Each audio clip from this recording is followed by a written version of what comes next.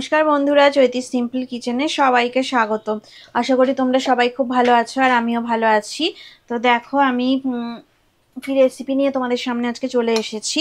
তো প্রথমেই বড়দের প্রণাম আর ছোটদের ভালোবাসা জানিয়ে আমি আমার রেসিপিটা এখন থেকেই শুরু করলাম। তো কড়া আমি বসিয়ে দিয়েছি আর দেখো আমি একটু কুচনো রসুন দিয়ে দিলাম। তো এবারে বড়িগুলো দেখো আমি সুন্দর করে ভাজা করে নিচ্ছি। দেখো হালকা লাল করে আমি বড়িগুলো ভাজা করে নিলাম। তো একদম অন্যরকম করে রেসিপিটা বানাচ্ছি, তোমরা স্কিপ করো না, ভিডিওটা প্রথম থেকে শেষ পর্যন্ত দেখো। তো দেখো বড়িগুলো ভাজা করা হয়ে গেছে। এবার বড়িগুলো আমি একটা পাত্রে তুলে নেব। দেখো সমস্ত বড়ি আমার একটা পাত্রে তোলা হয়ে গেছে।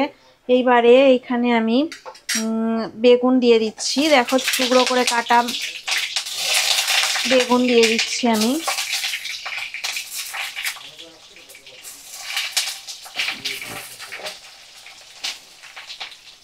একটা দুটো ছোট বেগুন আমি এইভাবে টুকরো করে কেটে নিয়েছিলাম, তো দিয়ে দিলাম। তো দেখো এবারে আমি শিম দিয়ে দেব আর ওলকপি, এইভাবে কেটে রাখা ওলকপি আমি দিয়ে দিলাম। তো ভালো করে দেখো আমি নাড়াচাড়া করে নেব। সমস্ত সবজি ভালো করে নাড়াচাড়া করে নিচ্ছি।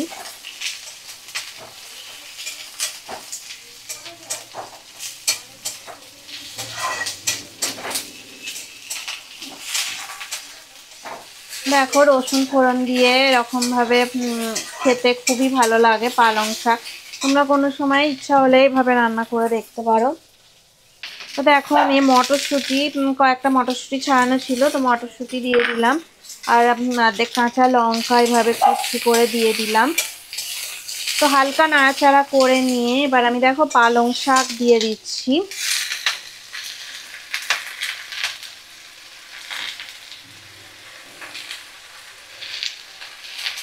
এক আঁটি পালং শাকের একটু বেশি পালং শাক এখানে আছে। তো সব পালং শাকগুলো আমি দিয়ে ভালো করে দেখো নাড়াচাড়া করে নেব। আর একটু সামান্য দেখো আমি লবণ দিয়ে দিচ্ছি। 1 চামচের একটু কম লবণ আমি দিয়ে দিলাম। আর দেখো 1 চামচ হলুদ গুঁড়ো দিয়ে দিলাম। তো সমস্ত মানে সবজি আমি ভালো করে মিশিয়ে নিচ্ছি, নাড়াচাড়া করে নিচ্ছি। মিডিয়াম ফ্লেমে রেখে আমি রান্নাটা করছি। দেখো ভালো করে আমি নাড়াচাড়া করে নিয়ে এবার আমি একটু ঢাকা দিয়ে রাখবো। সব শাকগুলো একটু সিদ্ধ হবে, তাই জন্যে একটু ঢাকা দিয়ে রেখে দেবো।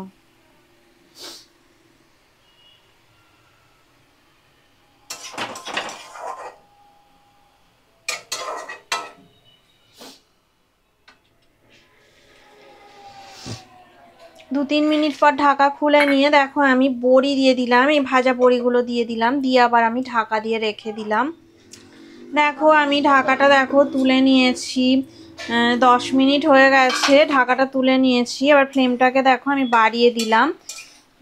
তো জলটা অনেকটাই শুকিয়ে গেছে।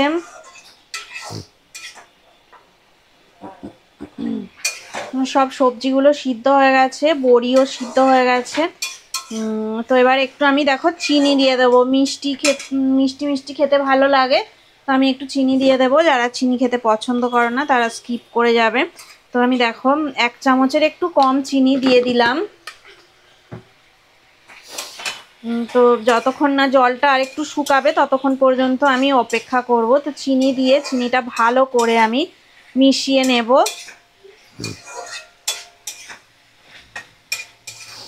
আমরা একটু নিরামিষ রান্নায় চিনি ব্যবহার করি, তো চিনি দিলে মানে ব্যালেন্সটা ঠিক থাকে।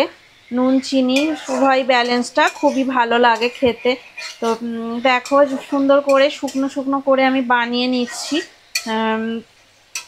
তো এটা দেখো খিচুড়ির সাথে খেতেও খুবই ভালো লাগবে, আমার তো দারুণ লাগে খিচুড়ি দিয়ে।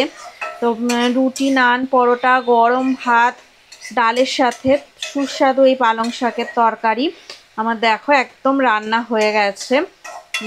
তো আর একটু জলটা শুকিয়ে গেলে গ্যাসের ফ্লেমটা আমি একদম অফ করে দেব।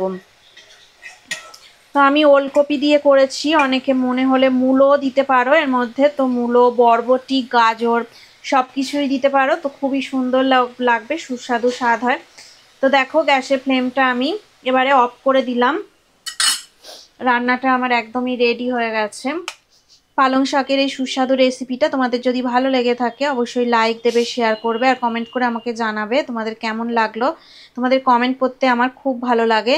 তোমরা সবাই ভালো থাকো, সুস্থ থাকো আর আমার রেসিপি এইভাবে দেখতে থাকো। এতক্ষণ ধরে রেসিপিটা দেখার জন্য সবাইকে অনেক অনেক ধন্যবাদ। পুরনো বন্ধুদের তো অনেক ধন্যবাদ, নতুন বন্ধু যারা আছো চ্যানেলটা সাবস্ক্রাইব করে আমার পাশে থাকবে।